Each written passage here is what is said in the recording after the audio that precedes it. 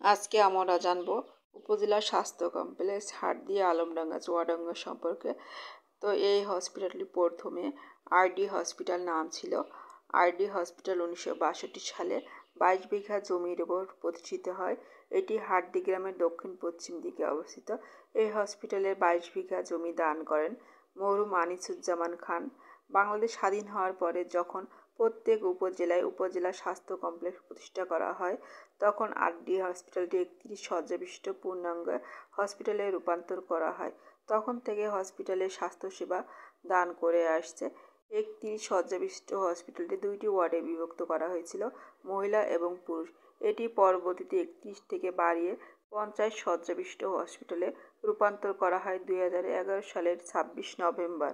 উপজেলা স্বাস্থ্য কমপ্লেক্সটি আলমডাঙ্গা শহর থেকে প্রায় 6 কিলোমিটার দূরে হাটদি গ্রামে অবস্থিত।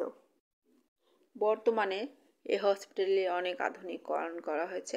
আগে হসপিটালের মেঝে সব মোজাইক করা ছিল, আমরা ছোটোবেলায় দেখেছিলাম।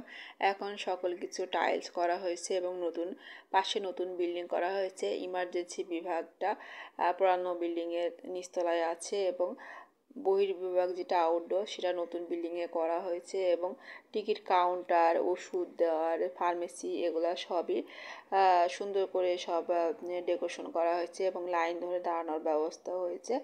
তো আগে যেটা ছিল না, এবং প্রতিটা রুমের সামনে আপনার যেখানে যে ডাক্তার বসেন সব রুম নম্বর সহ সব লেখা আছে, যাতে রুগীদের কোনো ভোগান্তি না হয়। তো এখানে 60 টাকা করে আউটডোরে টিকিট কাটা হয়।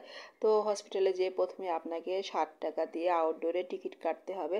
তারপরে ওখানে টিকিট কাটার সময় আপনাকে বলতে হবে আপনার কোন সমস্যা এবং কোন ডাক্তারের কাছে সেই সমস্যার জন্য যেতে হবে। তো আপনার ডাক্তার রোগ অনুযায়ী কারো গাইনি ডাক্তার প্রয়োজন হয়, কারো দাঁতের ডাক্তার, কারো চোখের ডাক্তার, কারো মেডিসিনের ডাক্তার, কারো নাক কান গলা ডাক্তার।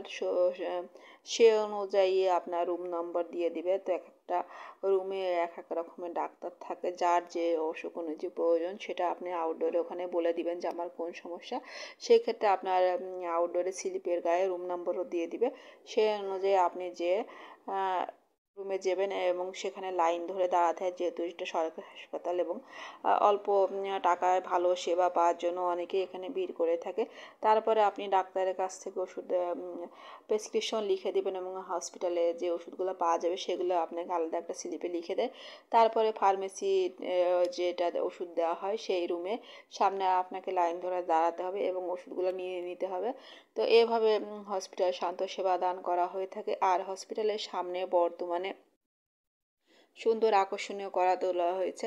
আপনারা দেখতে পাচ্ছেন আমার ভিডিওর শুরুতে আমি যেটা দেখাইছিলাম, এখানে আগেও ছিল ফুল গাছ লাগানো, কিন্তু সেগুলো আরও আধুনিকায়ন করা হয়েছে। আগের ফুল গাছগুলো সেগুলো সব কেটে ফেলে এখানে জায়গাটা সুন্দর করে ঘেরা হয়েছে। ঘিরে মাঝখানে একটা পানির ফোয়ারার ব্যবস্থা করা হয়েছে এবং দুই পাশে ডলফিন মাছ তৈরি করা হয়েছে, শাপলা ফুল তৈরি করা হয়েছে। তো সব মিলাই বেশ পরিবেশটা ভালো লাগছে। আর চারপাশে বিভিন্ন রং বেরঙের পাতাবাহার ঘাস ফুল দিয়ে ডেকোরেশন করা হয়েছে। তো এটা আসলে দেখলে প্রথমে আপনার মন ভরে যাবে। এছাড়া হসপিটালের সামনে বিভিন্ন গাছপালা আপনারা দেখতে পাচ্ছেন আছে। এই গাছগুলো অনেক পুরানো গাছ, বিশেষ করে আম গাছগুলো অনেক আগে থেকে লাগানো। এটা ছায়া দান করে থাকে এবং রোগীর অক্সিজেন সরবরাহের গাছপালাগুলো বেশ ভালো উপকার বয়ে নিয়ে আসে। সেক্ষেত্রে আপনি অনেক উপকার এবং এর ফল আলাদা পেয়ে যায়। এছাড়া আপনি এখানে রুগীদের খাবারের ব্যবস্থাও করা হয়ে থাকে হসপিটালে।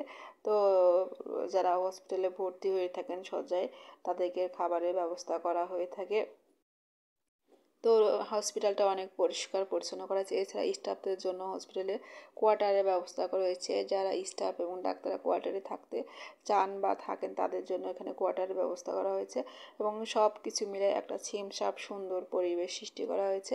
তো রুগীরা সাধারণত কোনো অসুখ বিসুখ হলে হসপিটালে যান। তো হসপিটালে যখন যান তখন বুকের ভিতরে একটা ধূর পাড়ার কাজ করে যে অসুখ হয়েছে কি জানি না কি ডাক্তার বলবে, কিন্তু যে এমন একটা মনোরম পরিবেশ দেখলে রুগীর অনেকটা হালকা লাগবে এবং ডাক্তারের ব্যবহার আছে এখানে হসপিটালে বেশ ভালো।